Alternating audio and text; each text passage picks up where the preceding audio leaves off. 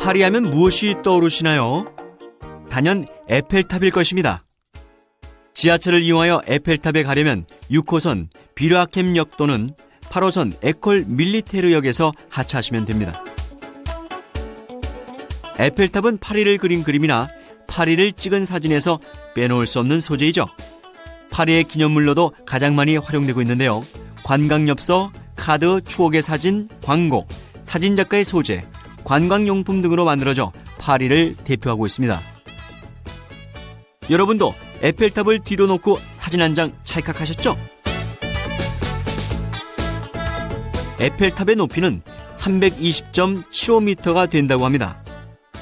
1889년 프랑스 혁명 100주년을 기념하여 세워졌는데요. 구스타프 에펠이 만들어서 에펠탑이라고 부르게 되었답니다.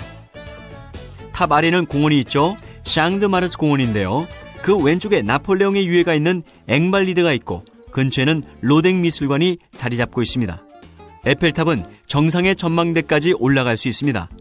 엘리베이터를 타고 가니 걱정하지 마시고요.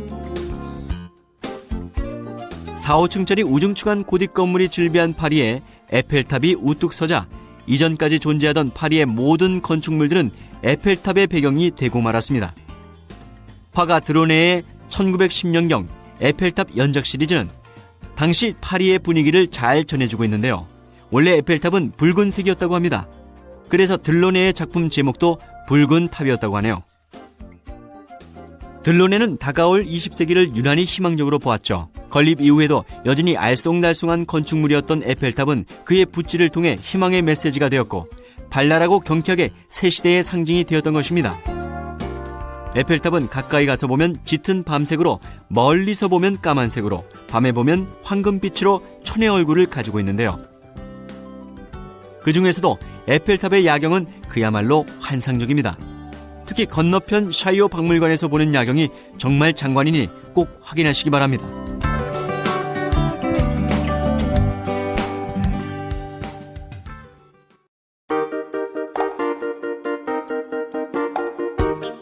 에펠탑의 태동은 프랑스 대혁명으로 되돌아가서 이야기가 시작되죠.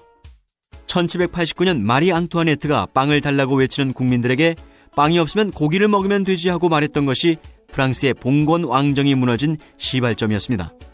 그리고 100년 후 프랑스 정부는 대혁명 100주년 기념사업으로 파리 만국 박람회를 개최하는데 강력한 프랑스를 보여줄 만한 건설 구상이 시작된 것입니다. 봉건 계급을 무너뜨린 인류 역사상 최초의 시민혁명 이후 100년간의 프랑스는 혼돈의 시대를 보내야 했습니다.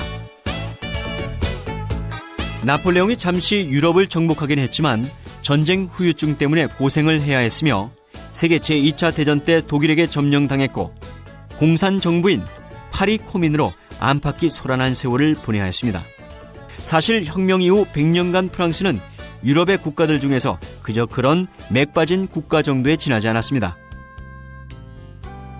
1889년 파리 만국 박람회는 프랑스가 건재하다는 것을 보여주기 위한 절호의 찬스였습니다. 20세기를 눈앞에 두고 파리를 찾아올 사람들에게 프랑스가 강하다는 것을 확실히 보여줘야 했고 잃었던 자존심을 세우고 싶었던 것입니다. 그래서 파리 시내 한복판에 거대한 건축물을 생각하게 된 것이죠. 세계에서 가장 높고 가장 거대하고 가장 강력해 보일 만한 것으로 말이죠. 이 프로젝트에서 교량 전문 건축가 에펠이 당선되었습니다. 그런데 그는 지구상에 존재하지 않았던 새로운 건축물을 들고 나왔습니다. 에펠은 철골 교량 전문가라서 당연히 철골 구조물을 들고 나왔는데요. 그는 옆으로 길게 만들었던 다리를 그대로 수직으로 세운 듯한 건축 구조물을 보여준 것입니다. 당연히 파리 시민들은 피켓을 들고 나왔죠. 족보도 없는 에펠탑 계획을 당장 취소하라고 데모를 벌이기도 했지만 에펠탑은 결국 26개월의 건설 기간을 거쳐 완공되었습니다. 한 채의 오차도 없이 철골로 조립된 이 거대한 괴물은 만국 박람회 직전에 완공되었죠. 건축물의 완성을 본 파리의 예술가들은 경악했습니다. 그들은 이구동성으로 파리는 이제 끝났다. 저 괴물 때문에 전 세계가 파리를 외면할 것이다 라고 혹평을 했습니다. 에펠은 건설 기간 내내 민원과 싸우고 법정에 서고 시민들을 설득해야 했습니다. 저명한 예술인과 지식인들이 파리를 떠나겠다고 협박을 하기도 했고 파리의 수치라는 오명도 뒤집어 써야 했습니다. 거기에 아무 생각도 없던 일반 시민들까지 합세하여 에펠을 곤경에 빠뜨렸죠. 에펠탑이 많은 사람들로부터 비난의 대상이 되었던 이유는 바로 선례가 없었던 건축물이었기 때문이었는데요. 다시 말해 성공과 실패를 측정할 수 없었던 것입니다. 그래서 많은 사람들은 불안해했는데 과연 에펠탑이 안전하게 서 있겠는가? 저층인 고딕 도시인 파리에 거대한 철 구조물이 과연 어울릴 수 있는가 하는 것이었습니다. 그러나 예술가들의 예측은 완전히 빗나갔죠. 만국 박람회를 찾은 200만 명이 에펠탑에 올랐습니다. 그들은 입장료를 냈고 사진을 찍고 전 세계 모든 신문사가 에펠탑을 알렸습니다. 당시 에펠은 공사비도 받지 못해 자비를 털어가며 공사를 했다고 합니다. 결국 에펠은 공사비 대신 독점 운영권을 보장받았는데요. 이것이 에펠을 몇 년 만에 갑부로 만들어버린 것입니다. 이 탑은 로마에 있는 성베드로 대성당의 돔이나 기자의 대피라미드보다 2배나 높았습니다. 그러나 이러한 옛날 기념물과는 달리 에펠의 탑은 적은 노동력과 싼 비용으로 몇 달 만에 세워졌습니다. 건설된 이 구조물은 토목공학과 건축 설계 분야의 일대 혁명을 예고했죠. 에펠탑을 세계 최고의 관광 명소로 부각시켰고 에펠탑은 1930년 뉴욕의 크라이슬러 빌딩이 완공될 때까지 세계에서 가장 높은 구조물로 자리를 지켰습니다. 설립 당시 에펠탑의 수명은 당초 20년으로 기획되었습니다. 그러나 정작 20년이 지난 후 에펠탑 건축 반대 운동만큼이나 격렬하게 해체 반대 운동이 일어났죠. 결국 계속하여 존립하게 되었는데요. 그 이유는 에펠탑을 프랑스인보다 전 세계 관광객들이 더 사랑하고 있었고 또 하나 에펠탑에 설치한 무선 시설이 결정적인 요인이 되었다고 합니다. 에펠탑을 오르려면 엘리베이터 이용료를 내야 하는데 2층까지 4.2유로, 3층까지 7.7유로입니다. 2층과 3층에는 전망대와 식당, 기념품점 등이 있습니다. 3층까지는 걸어서 올라가는 방법도 있는데요. 요금은 만 26세 미만은 3유로, 26세 이상은 3.8유로입니다. 4층까지 엘리베이터로 이동하면 11유로인데요. 4층을 올라가기 위해서는 엘리베이터를 갈아타야 합니다. 4층으로 올라가면 당시에 에펠이 사용하던 사무실이 있는데 발명왕 에디슨과 에펠이 앉아서 담소하고 그 옆에 에펠의 딸이 서 있는 모습의 밀랍 인형을 만들어 놓았습니다. 이곳에서는 파리 시내 전경을 모두 볼 수 있으며 아름다운 파리의 야경을 관람하시기에 가장 최적의 장소입니다. 단 4층까지 올라가시길 원한다면 반드시 오후 8시 이전에 입장을 해야 합니다. 에펠탑에 들어서면 화장실은 무료랍니다. 현재는 야간 조명 시설까지 완비하여 낮에 올라가서 보는 재미는 물론 밤에 파리 시내 야경을 어느 곳이나 볼 수 있습니다. 그래서 프랑스의 3대 관광 명소하면 첫째 에펠탑, 둘째 루브르 박물관, 그리고 셋째로 베르사유 궁전을 꼽습니다.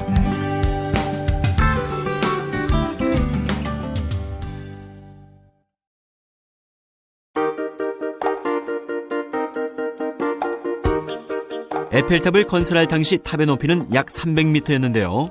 그 이후 안테나 시설이 추가되어 현재는 20m 높아진 약 320m라고 하네요. 건물로 치면 약 100층 정도의 높이죠. 에펠탑은 크게 4층으로 총 1652개의 계단이 놓여 있습니다. 3층까지는 걸어서 올라갈 수 있으나 4층은 워낙 높아서 엘리베이터를 타셔야만 하죠. 엘리베이터를 타고 오른 4층 전망대는 파리 시내를 전체적으로 조망할 수 있는 유일한 곳이기도 합니다. 에펠탑은 철의 시대를 예고한 작품이기도 한데요. 철강 소재 혁명의 상징으로 알려진 대표적인 구조물은 바로 파리의 에펠탑과 영국의 포스교입니다. 에펠탑을 만든 구스타프 에펠은 1886년에 뉴욕의 유명한 자유의 여신상 건설에도 참여해 철근 구조물 부분을 제작하는 등 그 능력을 인정받았다고 합니다. 그럼 구스타프 에펠이 어떻게 에펠탑을 만들게 되었는지 그 과정을 살펴볼까요? 프랑스 정부는 파리 만국 박람회에 맞춰 제철 산업의 독창적인 걸작이 될 만한 탑을 만들기 위해 설계를 공모했죠. 뜨거운 호응으로 700여 응모작이 접수되었으나 그중 만족할 만한 것은 에펠의 설계 하나뿐이었다고 합니다. 에펠은 곧 공사에 들어갔으나 9,000톤이나 되는 탑의 엄청난 중량을 지탱시키는 일은 결코 쉽지 않았습니다. 에펠의 설계는 4개의 다리에 조립된 윗부분에 탑을 얹어놓는 구조였으므로 4개의 다리를 버티어주기 위해 콘크리트로 기초를 단단히 굳혀야 했습니다. 탑의 본체에 사용된 것은 연철인데요. 중량은 무려 7,000톤 이상이었으며 15만 개의 철 부품들이 250만 개의 나사에 의해 조립되었다고 합니다.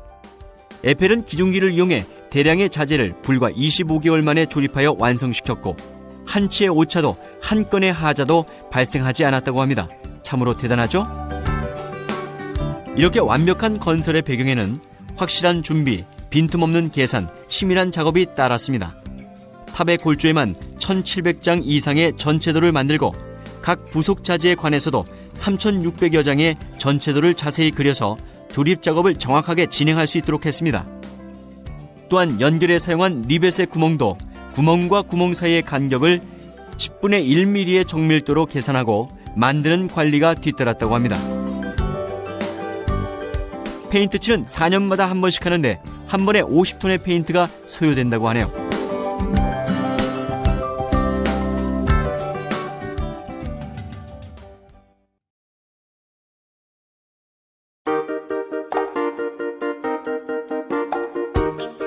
에펠탑은 건축 당시부터 논란의 대상이 되기도 했지만 건축 후에도 더욱더 많은 화제를 낳았습니다.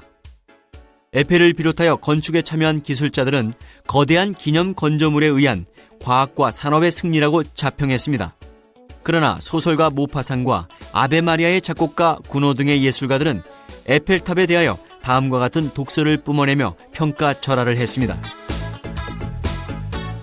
추악한 철덩어리, 천박한 이미지, 공장의 굴뚝 같은 형태의 공업 기술을 예술도시 파리에 끌어들인 졸작, 공업의 문화재 파괴로부터 예술을 지키자 등의 비판과 항의가 잇따랐죠.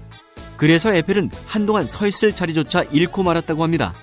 그렇게 예술이냐 공업이냐라는 끝없는 논쟁은 오랜 시간 동안 지속되었는데요.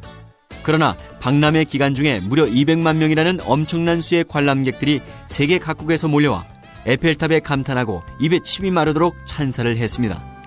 예술에 대한 자부심이 상당했던 파리의 시민들은 혹평을 했지만 에펠탑은 철의 시대의 개막을 알리는 기념비적 건축물이 된 것입니다. 한편 에펠은 에펠탑의 건설을 반대하는 많은 사람들을 향해 에펠탑이 있음으로 해서 프랑스는 300m 높이의 깃대에 국기를 휘날릴 수 있는 유일한 국가가 될 것이다라는 유명한 말을 했다고 합니다. 그의 말대로 에펠탑은 미국의 엠파이어 스테이트 빌딩이 건설된 1931년까지 약 40여 년 동안 세계에서 가장 높은 건축물로 각광을 받았습니다. 한편 에펠은 한때 에펠탑 위에 거처를 짓고 살았다고 하죠. 프랑스인들은 그의 업적을 기리기 위해 1889년 프랑스 최고의 영예로 간주되는 레종 도네르 훈장을 수여했으며 에펠탑 밑에는 흉상을, 꼭대기층에는 밀랍 인형을 세워놓고 있습니다. 그 후 시간이 흐르면서 에펠탑은 점차 파리인들과 예술가들의 사랑을 받게 되죠. 많은 화가들이 에펠탑을 그림의 소재로 삼기 시작했으며 에펠탑을 배경으로 하는 각종 음악과 문학 작품들이 쏟아지기 시작한 것입니다. 20년을 생명으로 시작한 에펠탑의 운명은 통신의 발달과 함께 그 수명이 연장되어 현재의 에펠탑은 새로운 통신 기술이 발명될 때마다 각종 첨단 장비로 무장하게 되었습니다. 1918년에는 라디오 방송을 위한 장치가 설치되었고 1957년에는 텔레비전 안테나가 설치되었으며 현재는 기상 관측 장비와 항공 운항 장비까지 가세되어 있습니다. 특히 1985년부터는 야간의 조명을 비추어 더욱 아름다운 자태를 뽐내게 되었죠. 지금에 와서도 에펠탑을 헐어버리자고 말하는 이가 있다면 그는 미친 사람 취급밖에 받을 수 없게 된 것입니다. 이것으로 에펠탑 안내를 마치겠습니다. 청취해 주셔서 감사합니다.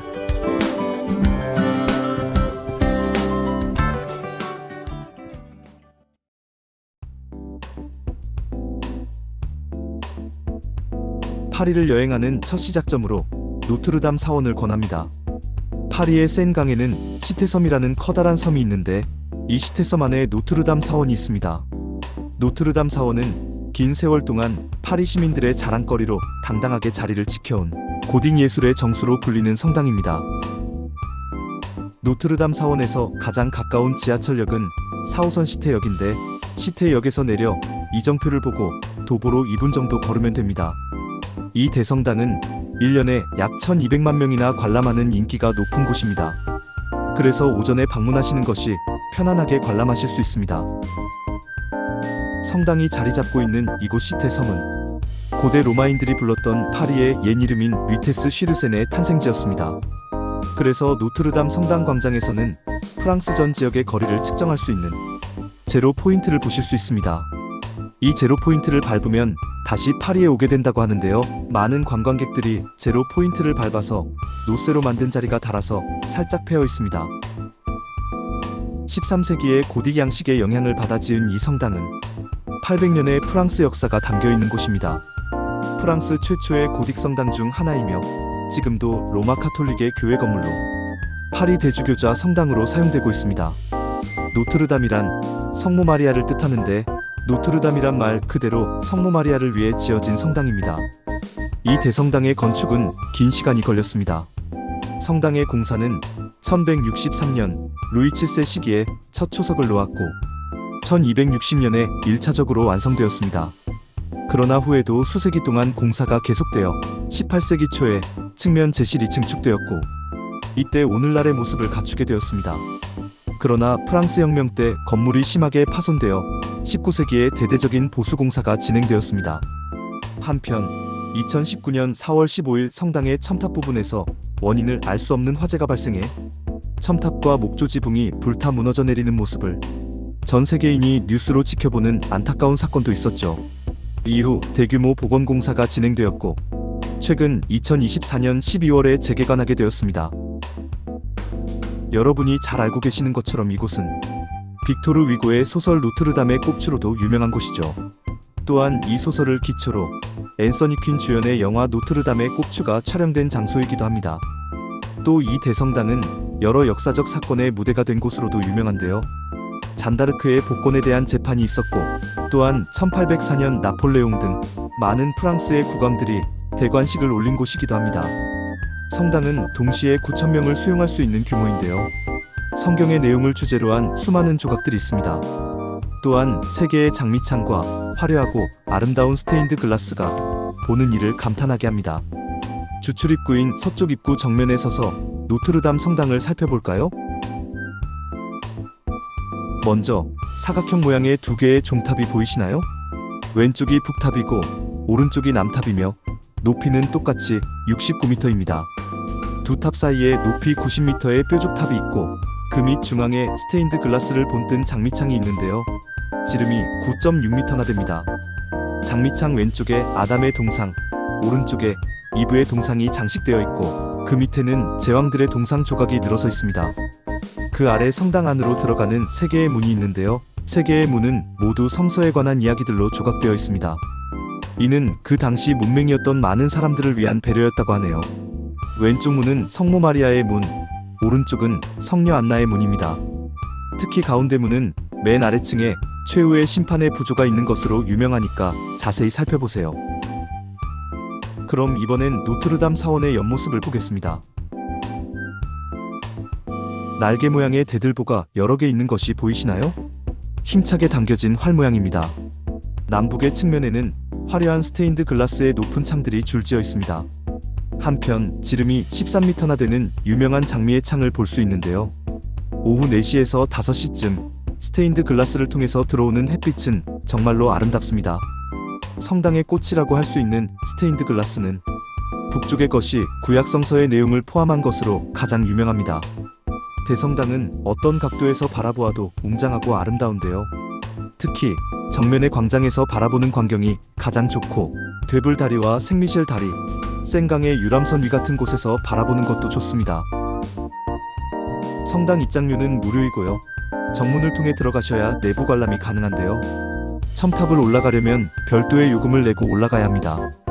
첨탑의 입장료는 성인과 학생의 요금에 차이가 있으니 홈페이지를 통해 확인하고 꼭 사전에 예약하고 방문하시는 것이 좋습니다. 387개의 계단을 따라 첨탑에 올라가면 파리 시내의 넓은 전망을 바라볼 수 있습니다. 낙수바지로 사용되는 악마 조각상과 유명한 스트리지 조각상도 근거리에서 감상할 수 있습니다. 또한 일요일 오후 5시에 파이프 오르간 연주가 있는데 종교음악의 웅장함과 신성함을 느낄 수 있게 해주고 잠시 세상에서 벗어나 있는 느낌을 주기도 합니다. 다음은 파리의 발상지인 시테섬의 어두운 역사가 숨겨진 콩시에르주리로 이동할까요?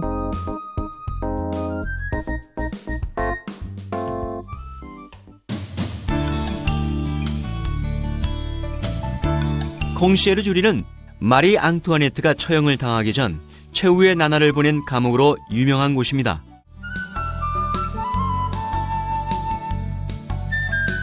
이곳은 원래 14세기 필립 4세의 궁전의 일부분으로 지어졌다고 하는데요.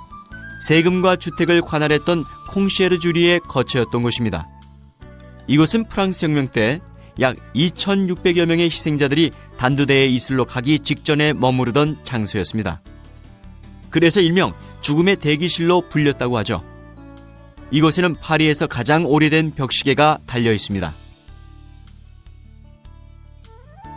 이 건물 가장 서쪽에 있는 둥근 탑이 봉베크 탑으로 일명 떠버리 탑으로도 불리고 있습니다. 그 안에서 자행된 각종 고문에 못 이겨 죄수들의 입을 열게 하였다고 해서 붙여진 이름이죠. 입구를 통해 계단을 밟고 내려가면 반지하층의 큰 홀, 위병의 방이 나옵니다. 과거의 원원들을 달래기라도 하려는 듯 사진과 공예 작품들이 전시되어 있습니다. 다시 계단을 오르면 책과 기념품을 파는 간이 상점이 있고 상점을 지나 복도 쪽으로 따라 내려가면 마리 앙투아네트가 마지막으로 보냈던 방을 볼 수 있는데요. 남편을 먼저 단두대로 보내고 이것 콩시에르주리로 옮겨온 마리 앙투아네트가 그해 10월 16일 단두대로 향하기 전까지 머무르던 감옥 독방이었습니다. 그녀는 이곳에서 76일을 보냈는데 그녀의 유품들도 전시되어 있죠.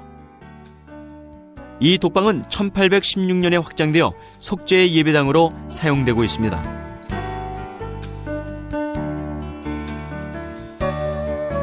베르사유의 비운의 왕비 마리 앙투아네트. 그녀를 빼놓고 프랑스의 역사를 이야기할 수는 없을 것입니다. 1789년 프랑스 대혁명의 가운데 서서 혁명을 촉발시키는 한 원인이 되었던 인물이죠. 그녀는 아름답지만 사치와 부도덕함으로 민중에게 질시와 적개심을 품게 한 여인이었습니다. 하지만 죽음에 임하여서는 구차함이 없이 의연하게 죽어갔다고 합니다.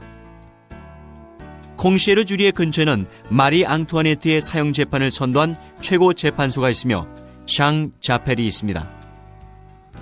다음은 아르콜 다리를 건너서 사구인 마레 지구 쪽으로 이동하여 파리 시청사를 방문하겠습니다.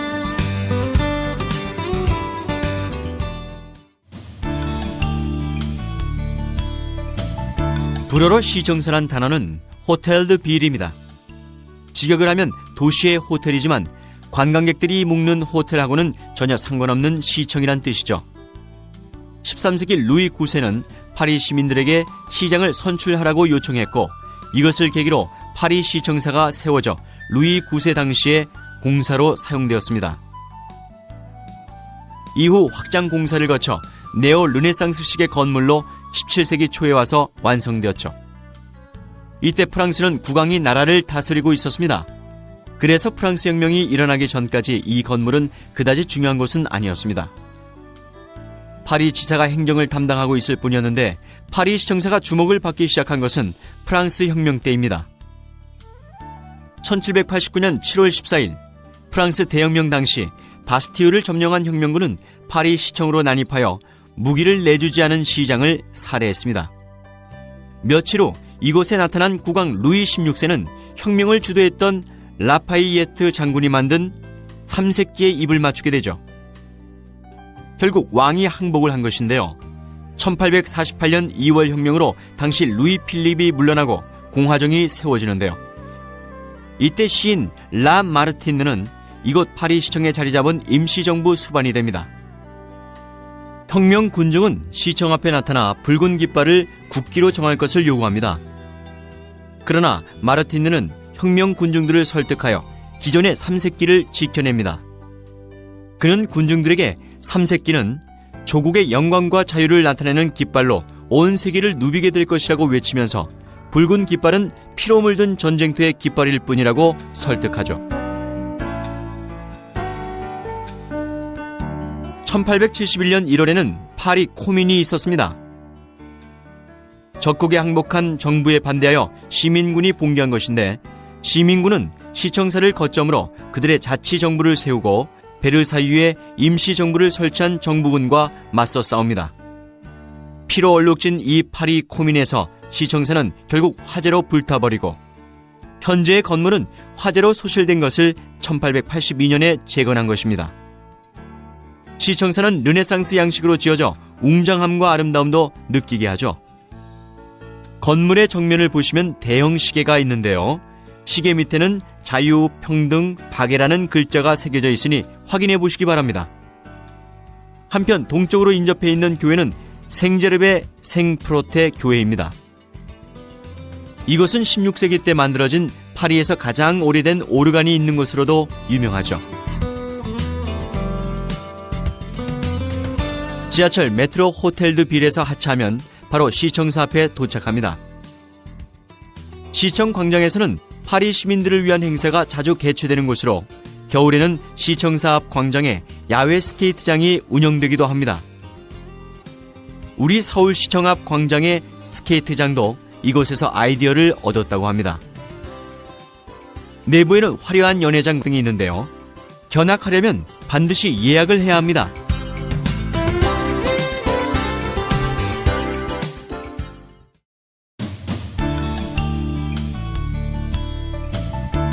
한마디로 파리의 또 다른 얼굴을 하고 있는 퐁피드 센터입니다.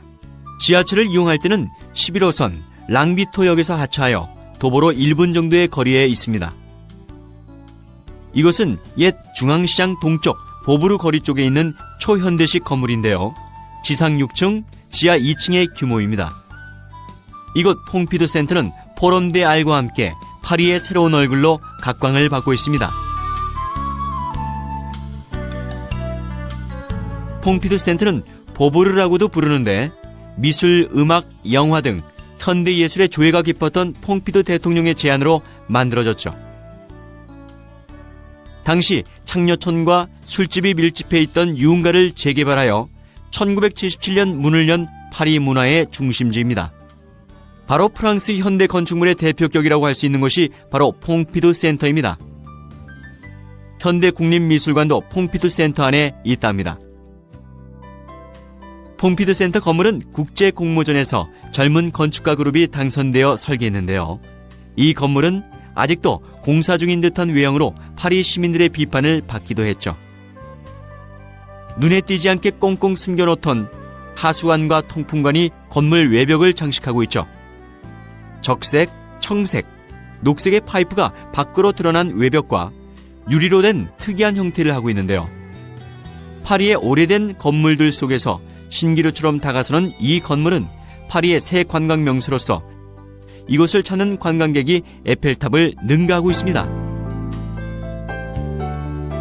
이 복합적인 문화센터 내부에는 국립현대미술관을 비롯하여 창조공학센터, 음악센터, 도서관, 필름, 라이브러리, 영화관, 어린이를 위한 창작활동센터 등이 있어 현대예술의 종합기능을 다하고 있습니다. 센터 안에는 무료로 이용할 수 있는 시설도 많고 5층의 시네마테크에서는 싼 값으로 영화를 감상할 수 있어 부담 없이 들를 수 있는 곳이기도 합니다. 한편 완전 개가식 시민 도서관과 어학 실습실이 무료 개방되고 있습니다. 1층의 중앙 입구에는 안내소가 있고 1일 자유 이용권을 판매하고 있습니다. 입구 안내소에서 이벤트 프로그램이 수록되어 있는 안내지를 받아 사용하시면 좀 더 편리하게 관람을 즐길 수 있습니다. 만약 관람 시간이 부족하다면 4층으로 바로 이동하여 전시품들을 집중적으로 관람하시길 권합니다. 2, 3층이 도서관이고 4, 5층은 국립현대미술관, 7층은 현대미술 전람회장입니다. 국립현대미술관은 1905년 이후에 창작된 예술 작품을 4만 5천 점 이상 소장하고 있습니다. 이곳에는 세계 각국의 아티스트들의 명작들이 많이 전시되어 있는데요. 장르도 다양해서 회화, 조각, 사진, 영화, 뉴미디어, 건축, 디자인 등의 작품을 만날 수 있습니다. 퐁피드 센터를 방문하시면 건물 외부로 난 투명관 속의 에스컬레이터를 반드시 타보시기 바랍니다. 한층 한층 올라가다 보면 사크르 퀘르 대성당, 에펠탑, 노트르담, 라 데팡스 등 파리의 주요 건축물들을 한눈에 조망할 수 있기 때문이죠. 센터박 광장에는 동화적 분위기가 물씬 풍기는 조각 분수 공원이 자리 잡고 있는데요. 연극계의 대가인 스타니슬랍스키를 추모하기 위한 공원이기도 합니다. 그리고 광장에서는 수시로 거리의 연예인들이 구경꾼들을 모아놓고 갖가지 재주를 보여주고 있습니다. 그래서 센터 앞의 광장에는 거리의 예술가들이 펼치는 각양각색의 공연을 감상하는 젊은 여행객들로 항상 붐비죠. 원래 이곳은 1일 방문객 6,000명의 관람을 예상하고 설계되었지만 실제로 다녀간 사람은 2만 5천 명을 육박한다고 합니다. 이렇게 예상치 못할 만큼 넘쳐나는 관람객으로 인해 입장하기 위해서는 장시간 대기를 해야 했습니다. 또한 엎친 데 덮친 격으로 외벽의 철제가 부식되는 바람에 27개월에 걸친 대대적인 공사를 마치고 2000년의 시작과 함께 다시 문을 열어 오늘에 이르고 있습니다.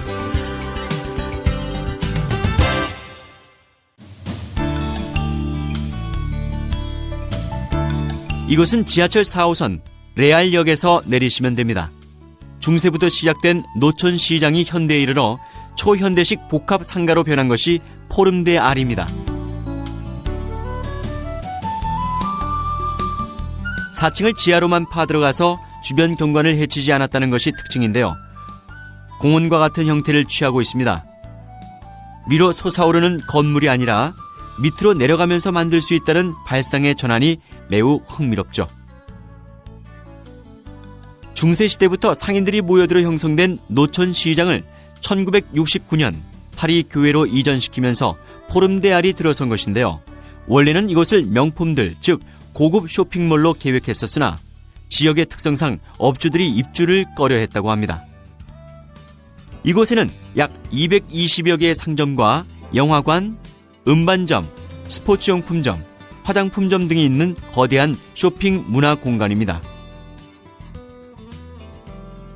많은 사람들로 항상 북적거리는 곳이어서 소매치기 등을 특히 조심해야 하는 곳인데요. 지금은 밤에 오신다면 특히 더 주의하시기 바랍니다.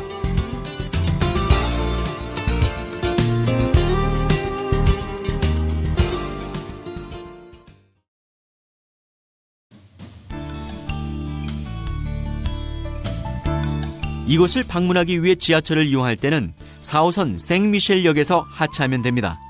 이 지역은 라틴 구역인 까르티에 라땅이라고도 불립니다. 생미셸 거리를 주축으로 동쪽에 위치하고 있는데요. 이곳은 800년 이상의 역사를 가진 소르본 대학의 교수와 학생들이 이 지역에서 라틴어로 대화하며 학문의 지평을 넓혀 나간 데에서 유래하고 있습니다. 이곳에서는 1950년대 사르트르, 보부아르 등 철학자, 작가, 음악가들이 모여 담소하고 토론을 나누었던 흔적들이 아직도 남아 있습니다. 거리를 다니시다 마음에 드는 카페가 보이면 한번 들러 이곳의 분위기를 즐겨보시기 바랍니다. 파리의 강북 지역은 샹젤리제와 오페라 하우스 일대로 화려하고 상업적인 분위기고, 강남의 중심인 이 지역은 지적이고 문화적인 요소가 강한 곳인데요. 특히 파리 1, 2, 3, 4, 5, 6 대학 및 이공과 대학, 그리고 최고의 명문고 앙리 4세 고등학교도 이곳에 있습니다. 또한 골목의 한 소극장에서는 이오네스코의 연극 대머리 여가수를 50년 동안 15,000회 이상 공연을 해오고 있는데요. 지금까지 단 한 번도 빠지지 않았다고 합니다. 대단하죠? 어두운 소극장, 몇 개 되지도 않는 의자에 그나마 띄엄띄엄 앉은 관광객들 앞에서 배우들이 보여주는 열정은 세월을 넘어선 아름다운 집념을 보여주고 있기 때문이죠. 작품의 원작자인 이오네스코에 대한 파리 사람들의 남다른 사랑을 알게 하는 대목이죠. 항상 붐비는 관광객들 사이로 까르띠에 라땅의 먹자 골목엔 값이 저렴하고 다양한 음식점들이 늘어서 있습니다. 우리의 먹자 골목을 연상케 하죠. 특히 치즈 퐁디와 케밥, 해산물 요리 등이 많습니다.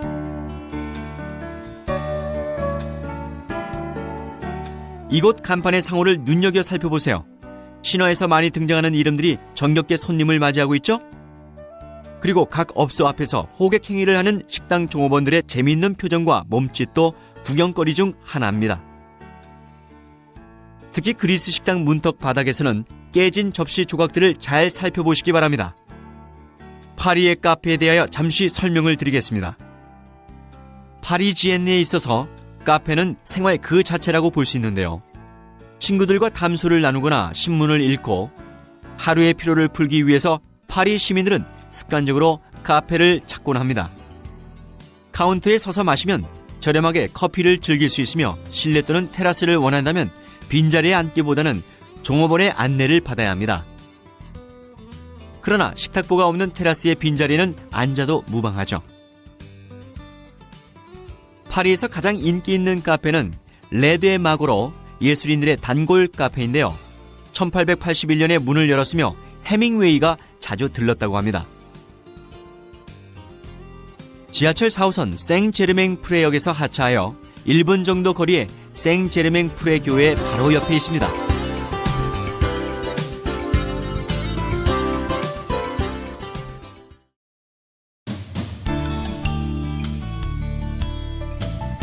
셰익스피어 앤 컴퍼니 서점은 파리 노트르담 근처에 있는 영국 문학 전문 서점으로 4호선 생미셸역 가까이에 있습니다.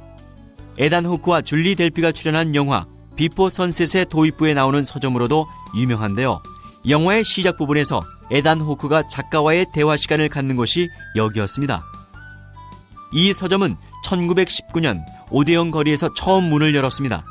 그 후 1950년대에 지금의 자리로 옮겨왔는데요. 이곳은 영어 고서를 전문으로 취급하고 있습니다. 특히 이 서점은 유명한 작가들의 단골 서점으로 아주 유명하죠. 해밍웨이가 자주 드나들면서 더욱 유명해졌습니다. 그 이외에도 제임스 조이스, 스콧 피츠제럴드, 앙드레 지드 등도 이곳의 단골이었습니다.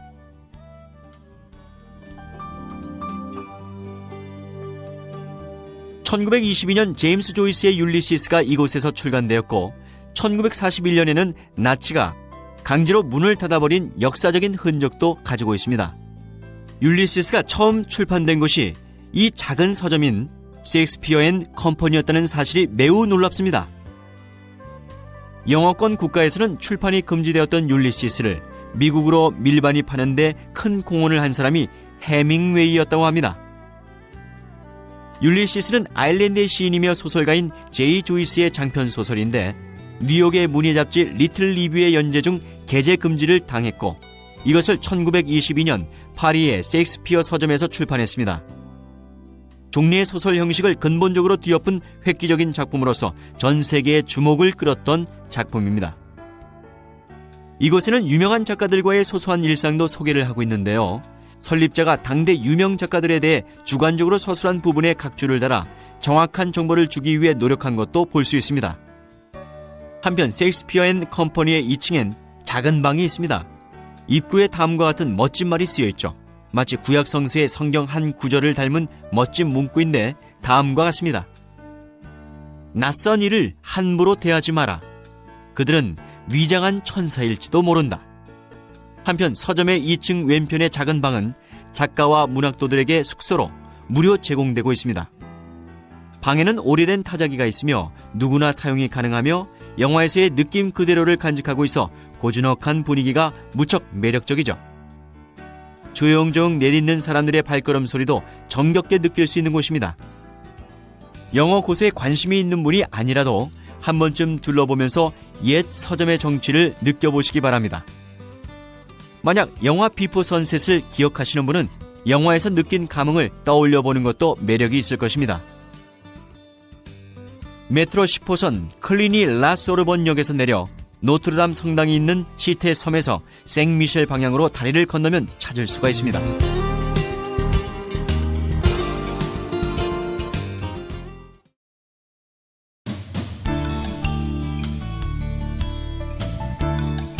프랑스의 유명한 명소 판테옹의 북측에 위치했으며 소르본 교회를 중심으로 건물이 지어졌습니다.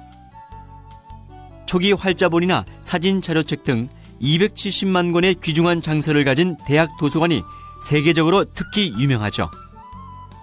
지하철 10호선 클리니 라소르본역에서 하차한 후 도보로 5분 정도 이동하면 됩니다. 이 대학은 1215년 파리에 설립되어 1968년에 해체될 때까지 프랑스에서 역사상 가장 오래된 대학이었습니다. 신학자 로베르 드 소르본이 설립했는데요.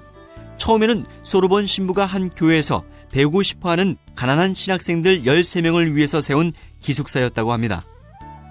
이후 루이 13세의 재상인 리슈르가 교장이 되자마자 시설을 확장시켜서 프랑스 최고의 고등교육의 장으로 발전했습니다.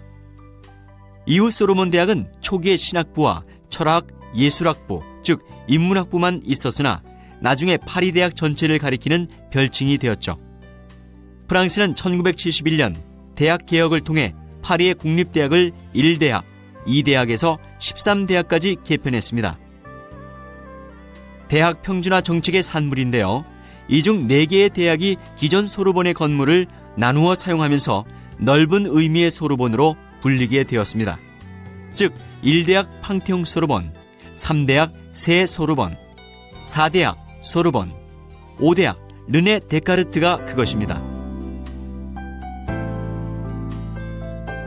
소르본 대학의 장점은 공짜나 다름없는 싼 학비와 자유롭고 열린 분위기, 그리고 평등한 교육이죠. 입학도 매우 자유로운데요. 일단 우리의 대입 수능 시험과 같은 바칼로레아에 합격하면 대학 입학이 보장됩니다.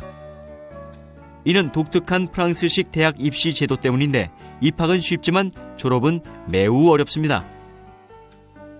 파리 1대학 경제경영학부의 경우 해마다 2,500명이 입학하지만 2학년에 1,200명으로 3학년에는 500명으로 줄어들죠. 평균 졸업하는 학생 수가 고작 150여 명 정도입니다. 수업은 주로 같은 과의 모든 학생들이 참여하는 대강당 수업과 15명 안팎으로 이루어지는 미니 그룹 수업으로 나누어집니다. 알짜 수업은 소그룹 위주의 토론인데요. 소크라테스가 기록으로 남는 지식을 피했다는 전설처럼 소르본 학생들은 2명만 모이면 토론에 들어갑니다. 토론은 강의실에서 카페로 자연스럽게 이어지죠. 이처럼 왕성한 토론 문화가 바로 오늘의 프랑스 사회를 만든 바탕이기도 합니다. 소르본 대학은 30%가 프랑스인, 70%가 외국인 출신의 다양한 인종으로 구성되어 있습니다. 다양한 인종은 다양한 문화를 자연스럽게 가져다 주기에 소르본 대학은 이를 권장하고 뒷받침하고 있습니다.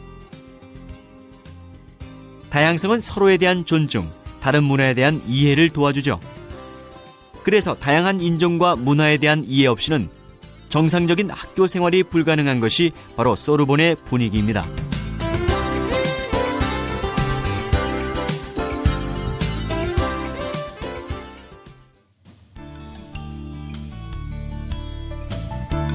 프랑스 영화 퐁네프의 연인으로 우리에게 알려진 다리이죠.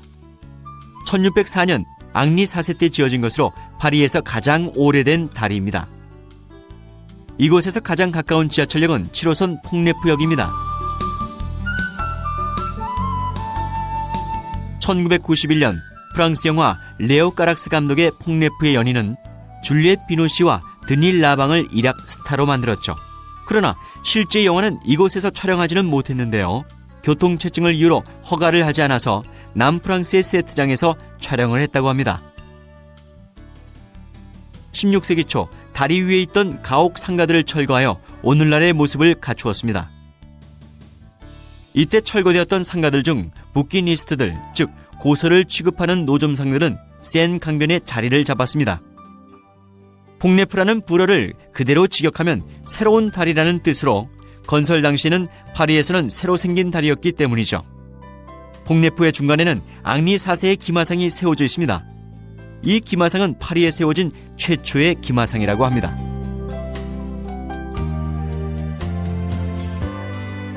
이 다리는 17, 18세기의 파리의 심장이기도 했죠.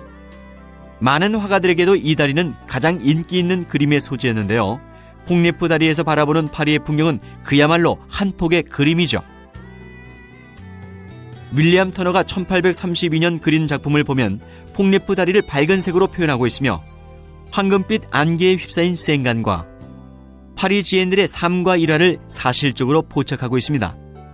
안개 속의 에펠탑을 배경으로 센강이 우아한 곡선을 그리며 흐르죠. 오르세 미술관을 바라보면 또 하루가 저물어가고 황혼 속에서 귀가를 서두르는 파리지엔들의 모습들은 그림처럼 아름답게 들어옵니다. 한편 대지의 예술가 자바체프는 폭네프 다리를 4만 평방미터의 천으로 포장했는데요. 이 작업은 1985년 9월 22일부터 10월 6일까지 14일 동안 폭네프 다리를 포장한 것으로 100여 명의 사람들이 동원되었고 엄청난 돈이 소비되었습니다. 당시 해외 토픽에서도 눈길을 끌었는데 이때의 모습을 담은 사진과 대생은 남아있다고 합니다.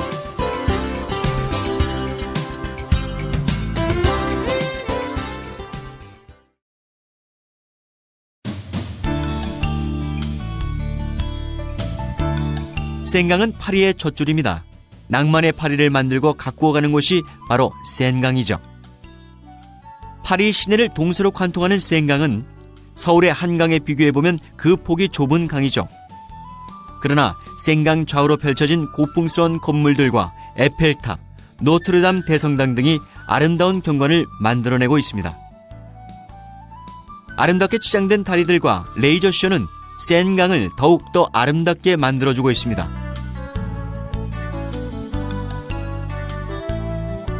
센강은 총 길이 776km이며 부르고뉴 상파니오, 일드프랑스, 노르망디 등을 거쳐 영국 해협으로 흘러들어가는데 프랑스에서는 세 번째로 긴 강입니다.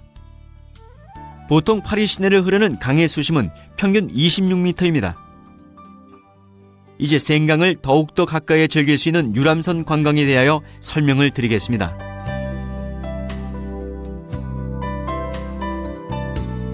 파리의 낭만을 만끽하는 방법 가운데 하나는 바로 유람선 타기이죠. 센강 위에 걸쳐진 많은 다리 아래를 지나가며 주요 명소를 구경할 수 있습니다. 파리의 센강에는 많은 유람선 회사가 영업을 하고 있는데 유람선은 여러 종류가 있고 타는 곳도 모두 다릅니다. 에펠탑 앞다리 퐁 디에나 아래에서 출발하는 바또 브데뜨와 뒤 폭네프 알마다리 아래에 바또 무슈 등이 있습니다. 특히 바또 무슈는 한국어 안내문과 한국어 음성 안내 서비스도 제공되고 있으니 참고하세요. 출발지는 달라도 운행 구간은 대부분 비슷하며 약 1시간 30분 정도입니다. 그 중에서 생루이 섬에서 에펠탑 사이인 바또 무슈가 가장 인기가 있는 유람선이죠. 무슈는 유람선의 낭만과 전혀 어울리지 않게 날아다니는 파리를 뜻하는 불어입니다. 예전에 윙하고 다니는 유람선의 엔진 소리가 파리가 날아다니는 소리와 닮았다고 해서 붙여진 이름이죠.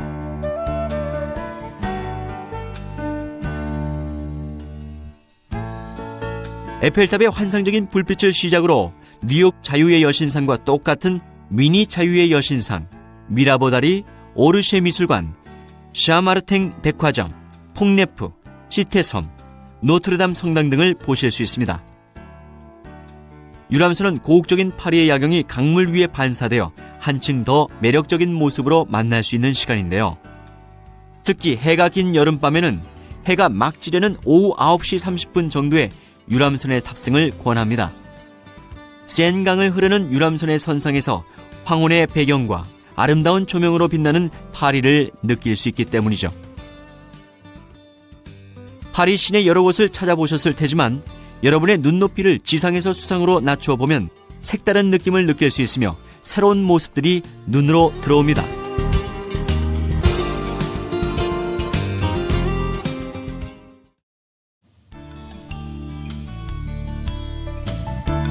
강 위에 서 있는 다리가 관광 명소가 된 도시는 그다지 많지 않습니다.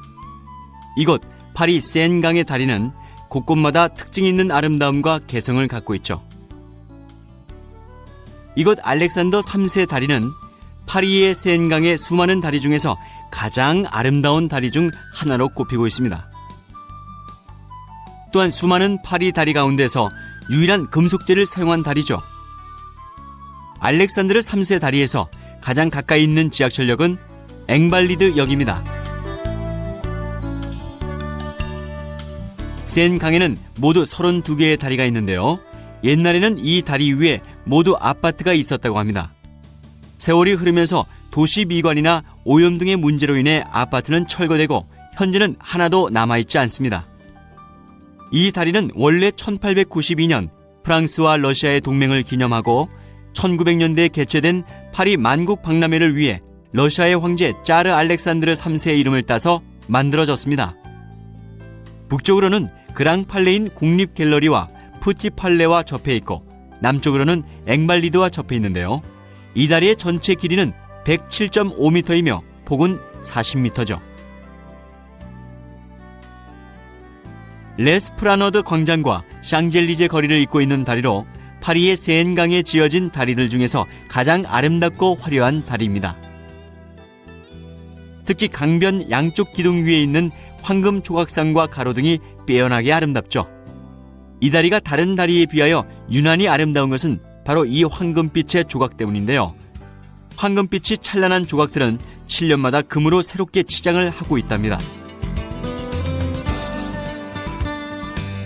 다리 측면의 조각들 중 상류 쪽을 향하고 있는 조각은 생강의 요정을 상징하며 프랑스의 무기를 들고 있고, 하류 쪽을 향하고 있는 조각들은 비바의 요정을 상징하며 러시아의 무기를 들고 있네요.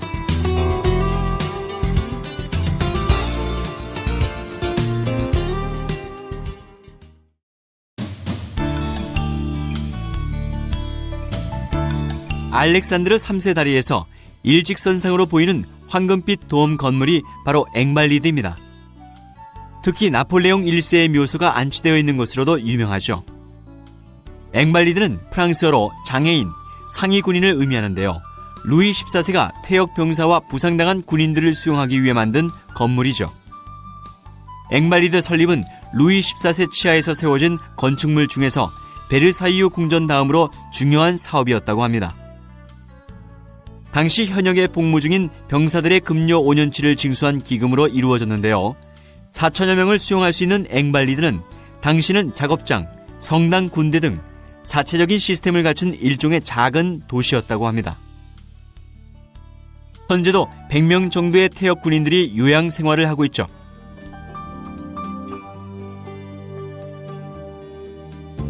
앵발리드에는 세계에서 가장 진귀한 군수품들을 소장하고 있는 군사박물관, 국방부 및 고등군사위원회도 이곳에 있고, 입체도시 계획박물관, 역대 해방박물관, 생루이 교회 등도 있습니다.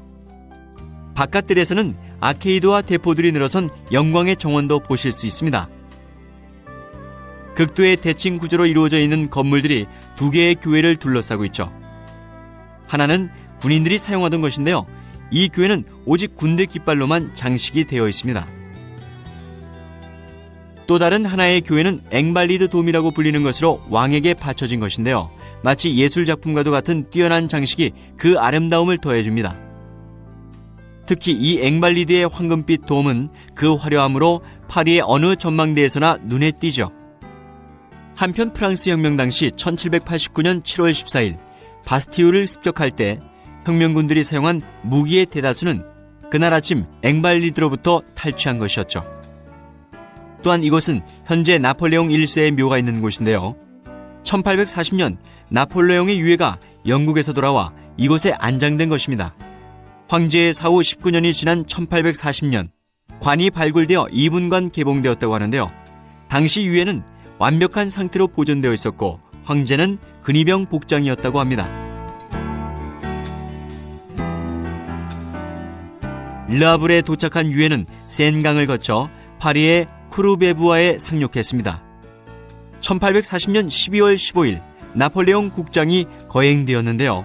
겨울의 폭설에도 불구하고 연고차는 개선문을 통해 샹젤리제, 콩코르드 광장 등을 거쳐 생제롬 교회에 도착하여 묘당이 완공될 때까지 임시 안치되었습니다.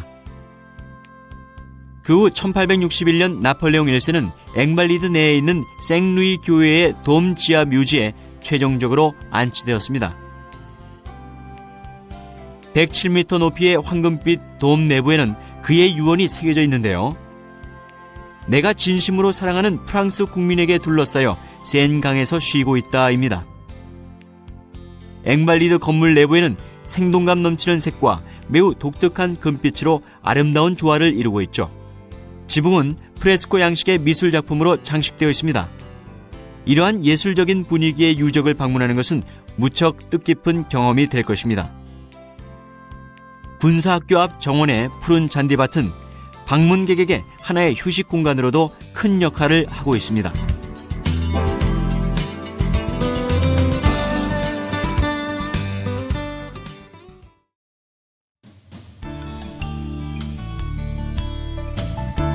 샹젤리제의 중심인 콩코르드 광장은 파리에서 가장 아름다운 광장이라 할 수 있습니다. 원래 이름은 루이 15세 광장이었는데요. 레볼루시옹 광장이었다가 지금의 이름이 확정된 것은 1830년입니다.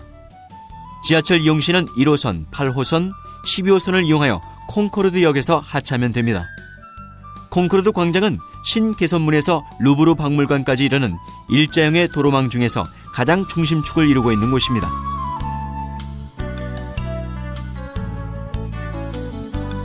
이곳은 한때 이 넓은 광장이 교수형 장소로 이용되었는데요. 루이 16세와 그의 부인 마리 앙투아네트를 포함한 1119명의 사람들이 비참한 죽음을 맞은 곳이기도 합니다. 이 광장은 난간으로 둘러싸인 팔각형으로 설계되어 프랑스의 대표적 8개 도시를 상징하는 8개 동상이 광장을 장식하고 있는데요. 특이하게 조각상에 있는 여인들의 머리에 있는 왕관의 모양이 성병 모양을 하고 있죠. 또한 로마의 산 피에로의 분수의 영향을 받은 2개의 분수가 만들어져 있는데 북쪽의 분수는 강에서의 유람을, 남쪽의 분수는 바다에서의 항해를 표현하고 있습니다. 루아얄 거리 입구에 세워져 있는 같은 스타일의 두 쌍둥이 건물은 가장 화려한 건물 중 하나로 꼽히는 것입니다. 이곳은 많은 사연을 담고 있는 곳인데요. 1770년 5월 30일 루이 16세가 될 왕세자와 마리 앙투아네트의 결혼식이 이곳에서 성대하게 열렸습니다. 당시 공사 중이었던 이 광장은 그때까지도 축대가 쌓여 있었고 밀려든 군중은 헤아릴 수 없었는데 빠져나갈 길은 한정이 되어 있었습니다.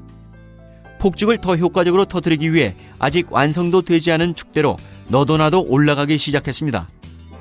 불꽃은 터지고 축제가 무르익어 가는데 미완성인 축대가 무게를 견디지 못하고 그만 무너져 버립니다.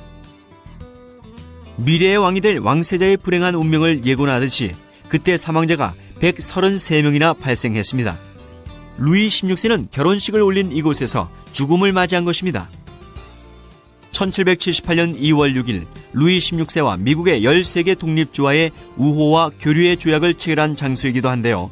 이 조약으로 미국은 프랑스로부터 독립하게 되죠. 이 광장에 우뚝 서 있는 오벨리스크는 모세 시대에 만들어진 것으로 이집트에서 가져온 것이며 230톤의 무게에 23m의 높이입니다. 이 광장으로 인해 개선문과 루브르 궁이 양단을 장식하고 있는 샹젤리제 거리의 경관이 한층 돋보입니다.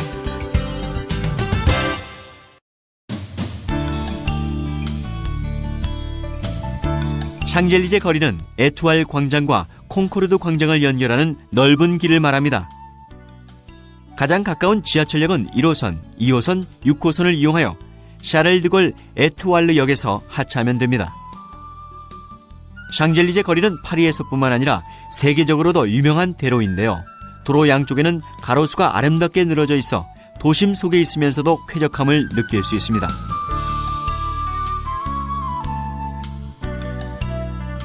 샹젤리제는 그리스 신화에서 낙원을 의미하는 엘리제를 따서 엘리제의 들판이라는 의미의 샹젤리제라고 불리기 시작했습니다. 가로수를 따라 개선문 쪽으로 걷다 보면 유명 카페와 레스토랑, 유명 부티크 등이 자리를 잡고 있습니다. 남쪽의 조르주 부이 거리와 프랑스와 1세 거리에는 세계 유명 브랜드점이 많아 이 일대가 쇼핑가를 이루고 있습니다. 이 거리에서 콩코드 광장을 향해 서면 광장의 오벨리스크와 카루젤 개선문을 볼 수 있습니다. 샹젤리제 거리는 파리에서뿐만 아니라 세계적으로도 유명한 대로죠. 개선문을 기준으로 뻗어있는 12개의 방사형 길 중에 정면으로 뻗어있는 가장 큰 길이의 거리입니다. 양쪽에 이름난 상점, 식당, 영화관, 여행사가 즐비하여 화려한 거리의 노천 카페가 아름다움을 더해주죠. 이 거리는 개선문에서 콩코드 광장까지 이어지는데 길이가 약 2km입니다. 항상 관광객으로 넘쳐나고 있죠. 또한 리도쇼를 볼 수 있는 리도 극장도 이곳에 위치하고 있습니다. 300m쯤 내려오면 리도 극장이 나오고 맞은편은 파리 관광정보센터, 또 500m 내려오면 우측으로 몽테뉴 거리가 나오는데 명품 본사들이 즐비하고 그중 발렌티노 매장 건물 3층엔 한국 외환은행 파리 지점이 있습니다. 한 블록 더 내려오면 우측에 그랑팔레, 유서 깊은 전시로 유명한 뿌띠 팔레가 있으며 좌측에는 대통령 집무실인 엘리제 궁이 있습니다. 엘리제 궁 뒷길이 유명한 생토노레 거리인데요.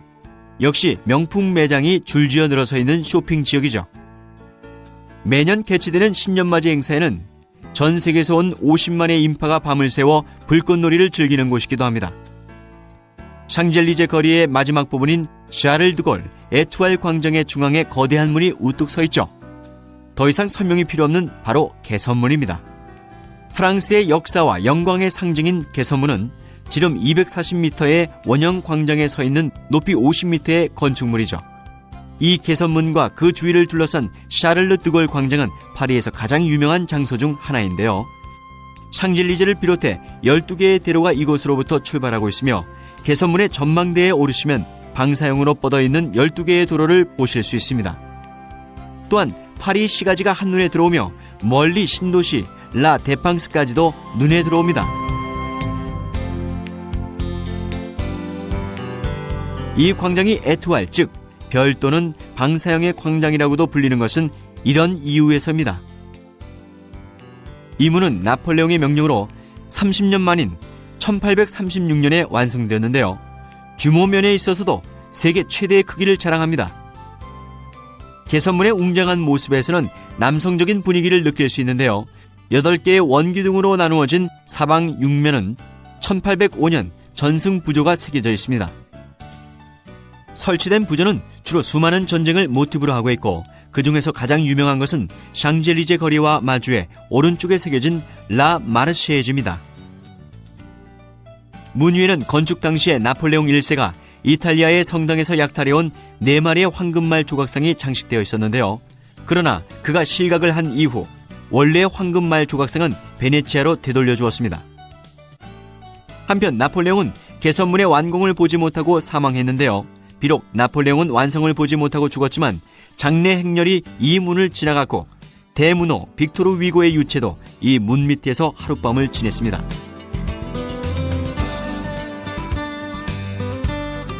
(1920년) 이후부터는 1차 대전에서 전사한 무명용사의 시신이 중앙 아치의 밑에 묻혔다고 하는데요. 매일 저녁 6시 30분에는 이들을 기리기 위한 불꽃이 타오르는 것을 볼 수 있습니다. 프랑스를 방문하는 외국의 국빈들은 이곳을 방문하여 헌화를 하기도 합니다.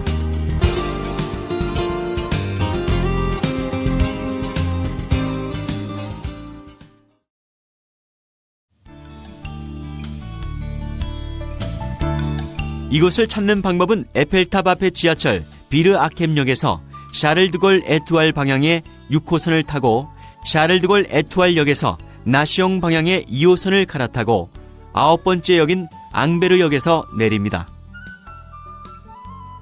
지하에서 스탱케르크로 나와 완만한 이 언덕길을 올라가면 좌우로 마치 남대문 시장 가판을 연상케 하는 싸구려 상점들이 양옆으로 즐비합니다.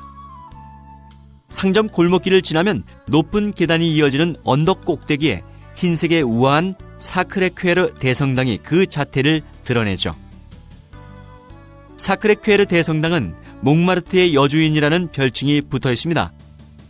언덕의 꼭대기까지는 계단을 이용하거나 푸니쿨라라는 케이블 철도를 타고 올라갈 수 있는데 이 케이블 철도는 지하철 티켓으로 탈 수 있습니다.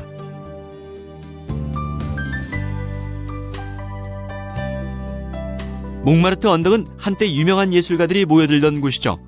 그 이름도 유명한 언덕입니다. 원래 순교자의 언덕이라는 뜻인데요. 파리에서 가장 고지대인 해발 130m에 위치하고 있어 경관이 아주 뛰어나죠. 아름다운 파리의 밤 경치에 흠뻑 젖어볼 수 있는 곳이기도 합니다. 한때 이곳은 고흐, 피카소 등 많은 화가와 시인들이 모여들던 곳인데요. 그런데 지금은 무명 화가들이 관광객들을 대상으로 그림을 그려 파는 초라한 모습으로 변모되었습니다. 하지만 밤의 운치만큼은 여전한 곳입니다.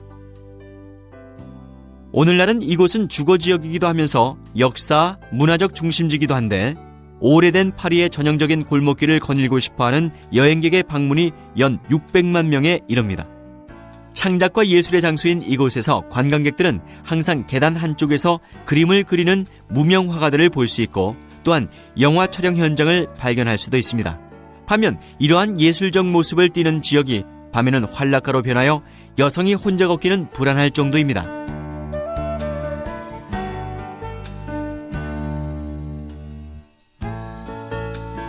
밤 9시가 넘으면 몽마르트 언덕의 거리 곳곳에 위치한 노천 카페에서는 생음악 연주가 시작되죠. 분위기가 있게 흐르는 음악을 배경으로 차가운 맥주를 마시며 밤의 영을 즐겨보시기 바랍니다. 몽마르트의 유명한 나이트클럽 라팽 아질에 가고 싶다면요, 생 엘레테르 거리를 지나 몽세니 거리에서 코르토 거리를 지나야 합니다. 그리고 살리 거리에서 오른쪽으로 돌면 금방 눈에 나타나죠. 재빠른 토끼라는 뜻의 라팽 아질은 아주 오래된 술집입니다. 19세기 말에 피카소나 마티스를 비롯한 예술가들과 지성인들이 술을 마시며 예술을 이야기하던 곳이었습니다. 혹시 물랑루즈에서 프렌치 캉캉을 구경하시길 원하십니까? 물랑루즈가 유명한 것은 바로 프렌치 캉캉 때문이죠.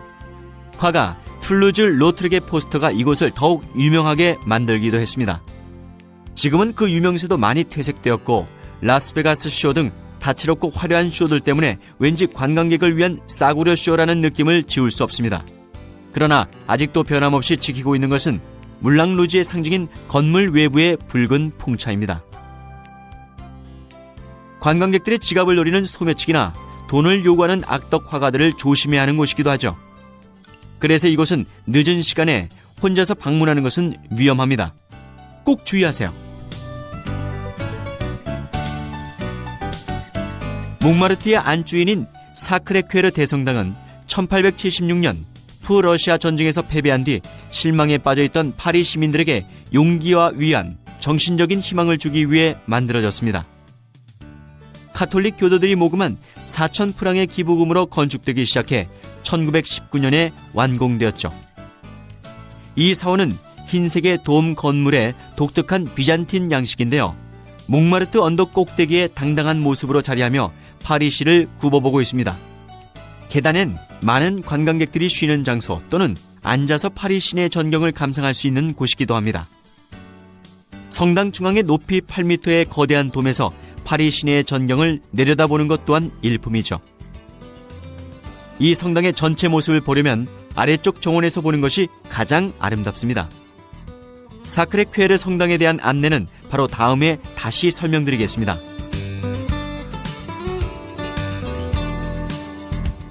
다음은 몽마르트의 명소인 테르트르 광장을 소개해드리겠습니다.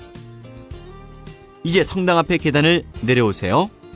그리고 카르디날 뒤부아 거리에서 생 엘레테르 거리를 따라 올라가다 테르트르 광장으로 이동하시기 바랍니다. 테르트르 광장은 200년에 이르는 시간 동안 무명 화가들이 지켜온 곳입니다.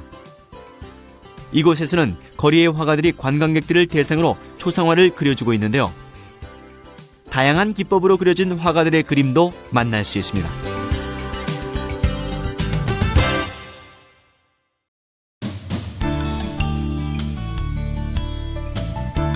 몽마르트 언덕 위에 세워진 비잔틴과 로마네스크 양식의 사원이죠. 이 언덕에서 가장 눈에 띄는 곳입니다. 1872년 파리의 한 시민은 파리 주교가 밤낮으로 성례를 거행할 때마다 간곡한 요청을 합니다. 예수가 함께할 수 있는 성소를 지어달라는 것이었는데요, 이 요청은 받아들여졌습니다. 그 비용은 모든 파리 시민들이 충당했고 3세기 말 생드니에가 그의 신념 때문에 교수형에 처해졌던 바로 이 장소를 선택하게 된 것입니다. 1875년에 공사에 들어갔지만 제1차 세계대전 당시 공사 중이던 건물이 파괴되어 1차 세계대전이 끝난 1919년 축성식을 가졌습니다. 이 사원은 주어진 지역의 모든 넓이를 잘 활용하여 대규모의 스케일로 지어졌습니다. 성당의 돔과 가로로 길게 늘어난 모양, 19톤의 종이 장엄한 소리로 울리는 80m 높이의 종탑, 그리고 정숙해 보이는 흰 외관이 이 성당을 파리의 주요 관광 명소로 만들어주고 있습니다. 사크레퀘르 성당은 순례의 장소 중 한 곳인데요, 많은 목회자와 베네딕트의 수녀들이 독실한 신자와 신을 찾는 모든 사람들을 환영하고 있습니다. 계단 주변에는 항상 물건을 팔거나 구걸하는 사람들이 있습니다. 관심을 보이고 대응을 하다 보면 주변에 집시들이 모이고 소매치기를 하거나 바가지를 씌웁니다. 특별한 주의가 필요한 곳입니다.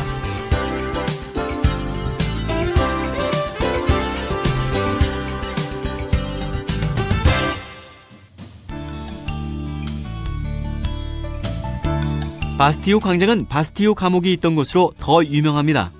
지하철을 이용할 경우 1호선과 8호선 바스티유역에서 하차하시면 됩니다. 프랑스 혁명은 민중이 이곳을 덮치면서 시작되었습니다. 이곳은 14세기 파리의 생탕트완 교회에 건설된 요새인데요. 17세기 이후에는 국사범들의 감옥으로 사용되던 곳입니다. 혁명 당시의 감옥은 완전히 붕괴되었고 그 흔적만 남아 있습니다. 바스티유 광장은 프랑스 대혁명의 도화선이 된 후 지금까지 시민 계급과 노동 계급을 대변하는 광장이 되었습니다. 현재는 혁명 기념탑과 오페라 바스티유라는 오페라 하우스가 있죠. 오페라 바스티유는 역사적인 바스티유 공격 200년을 기념하여 1989년에 세워진 모던 스타일의 건물입니다. 바스티유란 본래 중세기의 성체를 의미하는 보통 명사였는데요. 14세기 100년 전쟁 때 파리 방위를 위해 이 요새가 건설된 이후 고유 명사가 되었습니다. 루이 13세 때 정치가 리슐리에가 감옥으로 개조하고 루이 14세 이후에는 귀족, 문필가 등의 국사범을 투옥하여 이후 바스티유는 전제 정치의 상징으로 변모했습니다. 시인 볼테르, 사상가 디드로 등도 한때 이곳에 구금되었죠. 1789년 7월 14일 파리 시민들은 바스티유 감옥을 습격, 점령했습니다. 그 뒤 감옥은 혁명 정부의 명령으로 철거되었고 다음인 1880년 이날을 국경일인 바스티유 기념일로 정했죠. 그래서 매년 7월 14일은 프랑스의 전 국민적인 축제일입니다. 바로 전제 정치의 상징이라고 할 수 있는 바스티유 감옥을 공격한 날이기 때문이죠. 이 사건은 바스티유에서 15문의 대포가 민중을 향해 불을 뿜어 다수의 희생자가 생기고 사망자가 100여 명에 달했다고 합니다. 이후 성난 군중들이 노도처럼 밀려들어가 신음하는 죄수들을 해방하고 이들과 함께 파리 시내에서 승리의 행진을 벌였다고 하죠. 그러나 바스티유 감옥 공격 자체가 존재하지 않았다는 주장도 있어 흥미롭습니다. 당시 바스티유 감옥은 전제 정치를 반대하는 만 명의 정치범들을 수용하고 있었는데요. 그래서 시민들이 갇혀있던 정치범들을 해방하기 위해서 공격했다고 알려져 있습니다. 그러나 시민들이 바스티유 감옥으로 몰려갔을 때 감옥에는 단지 죄수 7명 뿐이었는데 7명 중 4명은 사기꾼이었고 2명은 정신질환을 앓고 있는 사람이었습니다. 이것은 새롭게 알게 되는 사실인데요. 새롭게 정권을 잡은 사람들이 자신들의 업적을 미화하고 이전 시대를 평가절하하는 논리로 바스티유 감옥의 진실도 왜곡되었다고 합니다. 당시 이곳은 감옥 중에서도 고급 감옥으로 저명 인사나 귀족들이 수감되었다고 합니다. 그들의 수용 생활은 상당히 자유로워 그 안에서 하인을 고용하기도 하고 개를 키우거나 친구를 초청할 수도 있을 정도였고 감옥 안의 시설과 죄수들의 복지도 훌륭한 편이었다고 합니다. 그러나 일반 대중들은 이곳의 사정을 제대로 알 수가 없었고 그저 높은 사람들이 들어가는 감옥이라고 하니 왕에 반대하는 정치범들이 있을 것이라고 생각한 것이라고 합니다. 당시 시민들은 단지 바스티유 감옥에 무기와 탄약이 있다는 이야기를 듣고 구하러 몰려간 것이지 굳이 바스티유를 점령할 계획은 없었다고 합니다. 바스티유를 함락한 이튿날 프랑스 대혁명은 완성되었죠. 7월 16일 파리의 선거인단은 바이를 시장으로 라파에트를 국민방위군 사령관으로 임명했습니다. 바스티유 함락은 크게 중요한 사건이 아니었지만 매우 중대한 결과를 가져왔습니다. 왕실은 이 사건에 매우 당황했고 파리가 시민 계급들의 손에 넘어갔다고 생각했죠. 당시 바이 파리 시장은 민중이 왕을 정복했다고 표명했으며 삼색기를 왕에게 주었고 왕은 그것을 자신의 모자에 달아서 시민들에게 항복을 표시했습니다. 어느 누구도 왕의 항복을 받아낼 목적으로 바스티유를 점령한 것이 아니었지만 이들은 바스티유를 점령했으며 결국 왕의 항복까지 받아낸 것입니다. 또한 재미있는 사실은 프랑스 국민들이 황제를 단두대에서 처형한 지 10년이 지난 후에 또 다른 황제를 열렬히 원했는데 그 황제가 바로 나폴레옹이었습니다.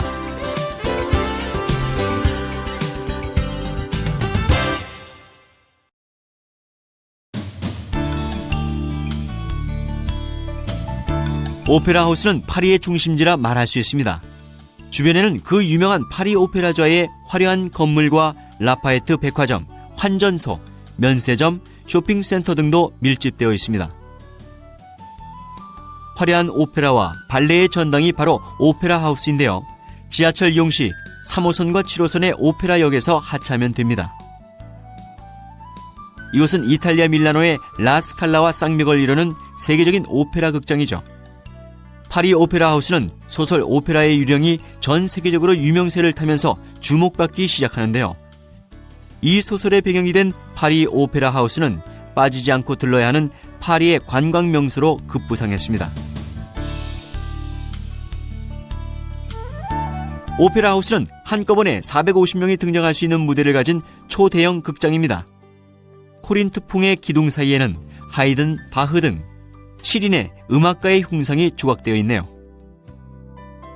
오페라 하우스는 1875년에 세워졌고 총 2200석으로 폭은 125m, 건평은 11,000평방미터의 규모를 가졌습니다. 내부에는 하얀 대리석의 계단, 그랑 테스칼리에가 있으며 큰 홀은 휴식 시간 사이사이에 거대한 사교장이 되기도 합니다. 눈을 들어 천장을 바라보면 천장 가득 샤갈의 꿈의 약속이란 그림이 그려져 있는데요. 마치 눈이 부실 정도로 아름답습니다. 내부에는 오페라 박물관, 도서관 등도 있습니다. 박물관에는 이 극장에서 활약했던 가수나 작곡가의 초상화, 의상, 무대 장치 등이 전시돼 있죠. 극장 밖의 오페라 광장에서 앙드레 말로 광장까지 이어지는 거리에선 쇼핑과 각종 오락을 즐길 수 있으며 거리의 노점상들도 만날 수 있습니다.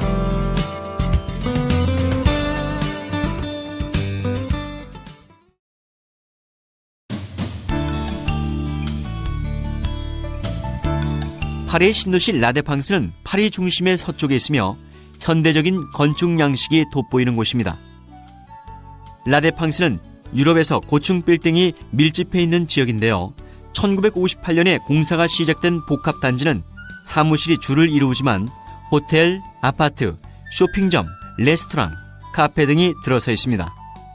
파리 외곽에 초현대식 건물이 들어서 있는 이곳은 파리 내의 개발을 성공적으로 제안하여 파리의 보존에 기여하게 되었죠.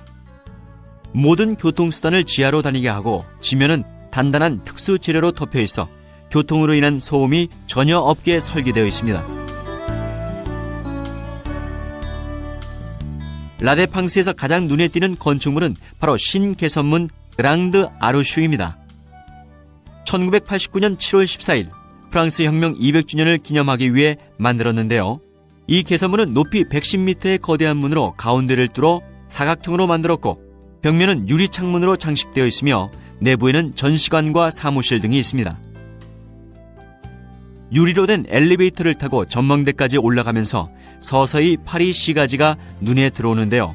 신개선문은 그 유명한 개선문과 일직선상으로 위치해 있을 뿐만 아니라 두께 또한 똑같습니다. 신개선문은 파리 중심의 루브르에서 시작되어 샹젤리제 거리, 개선문을 따라 보불 전쟁 때 파리 방어를 기념하기 위한 작은 기념비까지 이어지는데요. 작은 기념비들은 그 주위의 마천루에 가려 난장이처럼 보이고 그 때문에 이 지역이 라데팡스라고 이름 붙여졌습니다. 광장에는 손가락 조각상을 비롯하여 현대 미술가들의 조각 작품들이 설치되어 있습니다.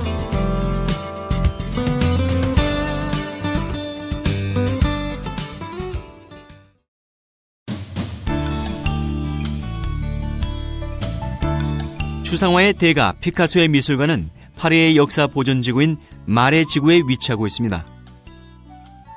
지하철 이용시는 8호선 피우디 칼베르역이나 슈맹베르역에서 하차하면 됩니다.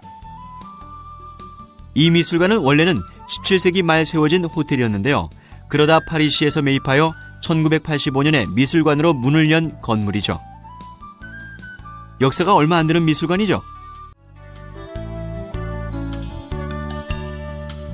이 미술관에는 피카소의 초기의 작품에서 말년의 작품까지 거장 피카소의 전 생애에 달하는 작품, 유화, 판화, 대생, 조각, 공예품 등 약 3,500개에 달하는 작품이 전시되어 있습니다.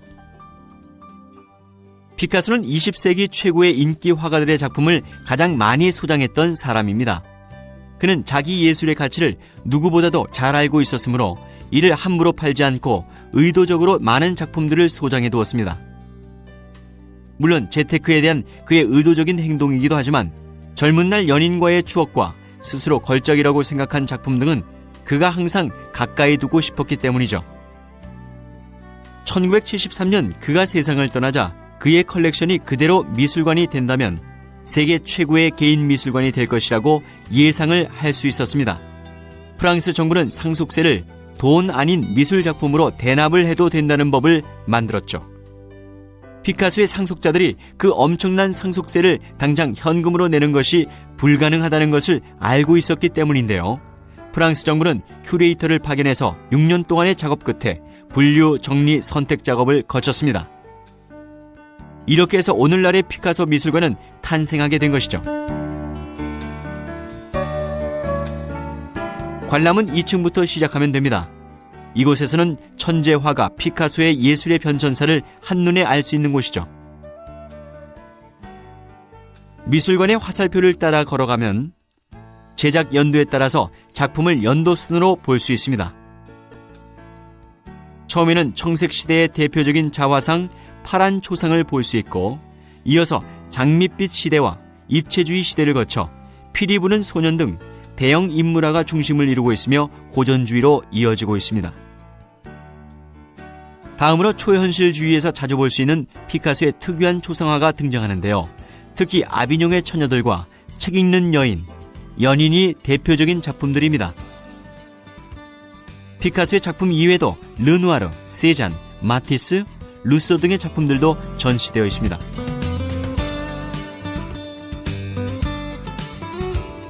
이 미술관에는 우리 한국인들에게는 매우 의미가 있는 곳이기도 한데요.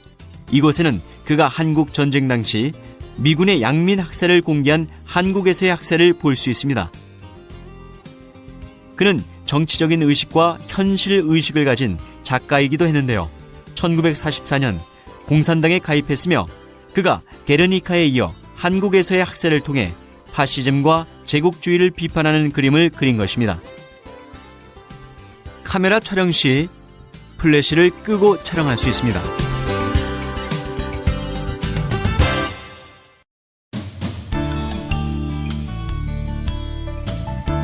이곳은 한마디로 파리의 역사를 과거부터 현재까지를 상세하게 볼 수 있는 곳입니다. 이동은 42번, 63번, 80번, 92번 버스를 이용하세요. 파리의 하수도 500m를 따라 과거에서 현재에 이르는 역사, 과학 유품 등을 하수도에 전시해두고 있습니다. 과거부터 오늘에 이르기까지 사용되었던 각종 기기류와 시청각쇼, 미래의 과학에 대한 전시관 등도 있습니다. 파리의 하수도 역사를 살펴볼까요? 1200년경에 처음 설치한 하수도는 개천 하수도였습니다. 그 후 최초의 복개 하수도는 1370년경에서야 나타났는데요. 나폴레옹 3세 때에 파리 시내가 재개발되면서 근대식 하수도 모습을 갖추기 시작했고, 지금의 2100km의 복개 하수도가 완성되었던 것입니다. 파리의 하수도는 혐오시설이 아닌 관광명소로도 유명한 것이죠. 땅속 2100km를 거미줄처럼 촘촘히 엮어놓은 파리의 하수도는 오래전부터 외국 공무원들이나 관광객들의 보트 시찰로 유명한 장소죠. 지난 89년 보트 시찰을 폐지하는 대신 시내 콩코드 광장 및 하수도에 견학용 통로와 가교를 설치했습니다. 그 후 하수도 안 넓은 공간에 전시실을 마련하면서 본격적인 하수도 박물관 시대가 열렸습니다.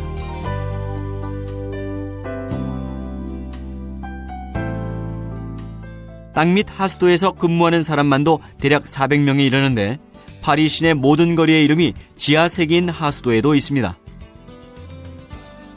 그래서 이곳을 도시 아래의 도시라고 부르고 있습니다. 150여 년의 역사를 가지고 있는 파리 하수도 시설을 둘러보는 관광객 수는 연간 10만여 명에 이르고 있는데요. 관광객의 관람료도 우리 돈으로 연간 5억여 원이 넘습니다. 또한 파리의 하수도는 빅토르 위고의 레미제라블 소설 속에서 주인공 장발장이 어린아이 마리우스를 안고 하수도로 도망치는 내용의 무대가 되었던 곳이기도 하죠. 그래서 관광 자원으로도 전혀 손색이 없는 명소가 되고 있습니다.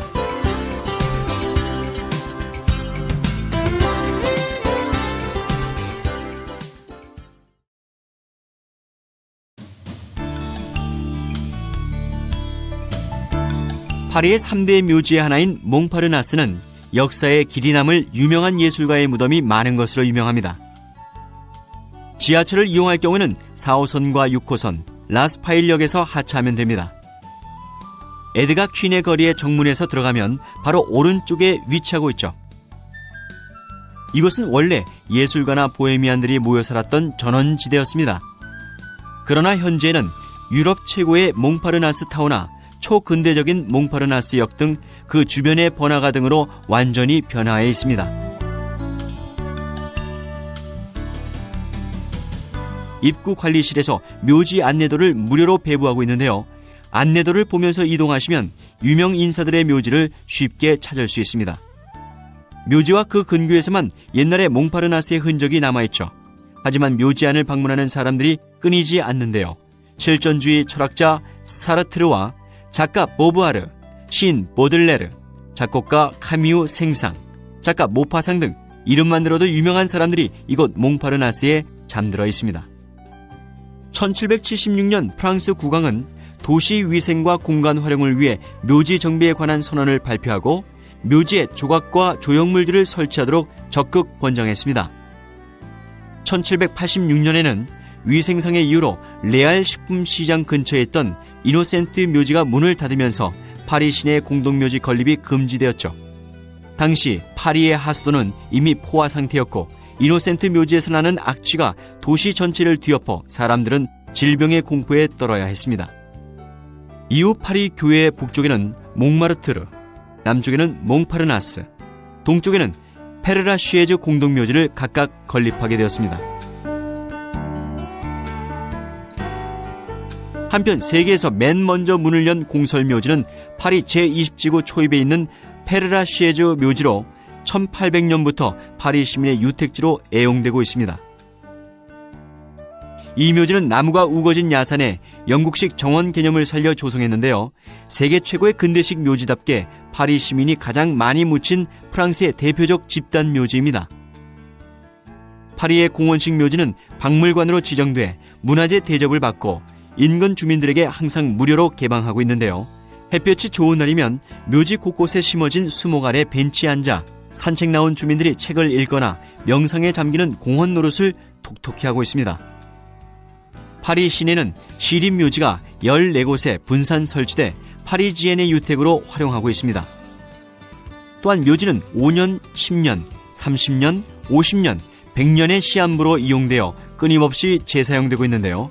이 때문에 연간 파리시에서 사망하는 사람 중 2,000명인 13%가 화장되고 나머지는 매장되지만 묘지난은 찾기 힘듭니다.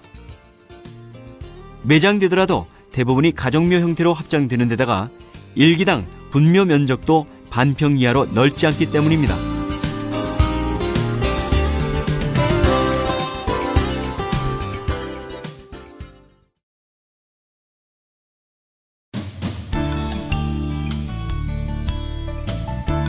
카타콤베를 가려면 지하철 4호선 또는 6호선으로 댕페르 호슈르 역에서 하차하시면 됩니다. 카타콤베는 몽파르나스 묘지의 남쪽에 있는 지하묘지를 가리키는 말입니다. 박해를 피해 숨었던 기독교인들의 피신 무덤인데요. 이탈리아, 이집트 등에서도 찾아볼 수 있죠. 로마 제국 시대는 채석장 등으로 만들어 놓은 굴로서 통로는 약 1700m에 달하죠.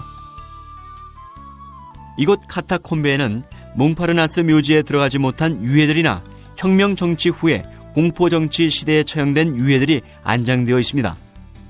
아무런 기록이 없이 생매장된 유해들도 묻혀 있는데요. 통로 쪽에는 묘지들이 이곳저곳에 흩어져 있습니다. 이곳에는 지하수도가 있어서 세계 제2차 대전 독일 점령 당시 레지스탕스의 거점이었다고 전해집니다. 레지스탕스는 나치의 지배에 저항하여 만들어진 혁명 단체였죠.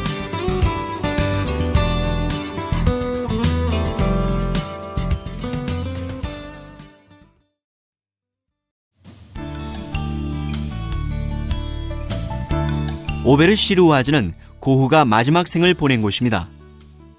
가시는 방법은 R2R선을 타고 가다 퐁뚜아저에서 한번 열차를 갈아타고 가야 하는데요. 역에 도착해서 여행 안내소에서 한국어 무료 안내 지도를 받아 이동하시면 됩니다.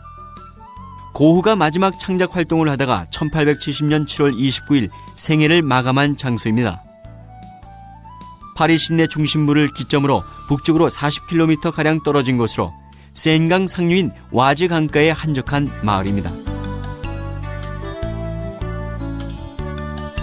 이곳에는 반고흐의 숨결이 묻어있지 않은 곳이 없습니다. 그가 그린 시청이 있고 맞은편에는 그가 투숙하고 죽음을 맞이한 여인숙이 있습니다. 그가 묵었던 2층 집 작은 방은 무거운 침묵으로 관광객들을 맞이하고 있습니다. 고흐가 이곳에 머문 기간은 2달 남짓. 그러나 작품 활동 기간이 10년에 불과한 천재요절 작가에게 2달은 결코 짧은 것이 아니었습니다. 그 당시 고흐가 알고 지냈던 사람들의 자취를 따라 조용한 분위기 속에서 주변을 산책할 수 있는데요. 첫 번째로 우리가 만날 수 있는 것은 오베르의 교회입니다. 고흐의 작품 속에 표현된 당시의 고풍스러움을 그대로 간직한 채 세월의 비바람을 이겨내고 서 있습니다. 현재 오르세 미술관에 소장된 그림에서 오베르의 교회를 볼 수 있죠. 고흐는 5월 21일에 이곳에 도착해서 7월 29일에 세상을 떠났습니다. 고흐는 이 69일 동안 무려 70점의 작품을 제작한 것입니다. 그렇다고 고흐가 그림 그리는 데에만 모든 시간을 할애한 것은 아니죠. 그는 가세 의사의 집에서 동생 테오와 식사도 했고 가세의 딸과 산책도 즐겼으며 파리에도 다녀오기도 했다고 합니다. 이런 상황을 생각한다면 고흐는 초인적인 힘을 발휘했던 것으로 예상이 됩니다.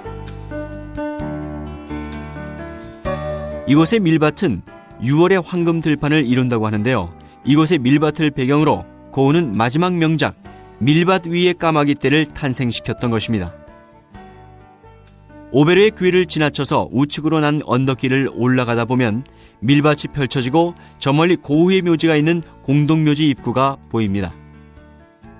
그는 자살을 했다는 이유로 교회에서 장례식을 치르지 못했죠. 처음 이곳에 오는 사람들은 고흐의 묘지를 단번에 찾기가 쉽지 않습니다. 고흐의 무덤은 다른 공동묘지 안에 있는 다른 무덤들과 다를 바 없이 단순하기 때문이죠. 고흐의 무덤 옆에는 그의 동생 테오의 묘도 함께 있습니다. 이상으로 파리 주요 관광지에 대한 설명을 마칩니다. 경청해 주셔서 감사합니다.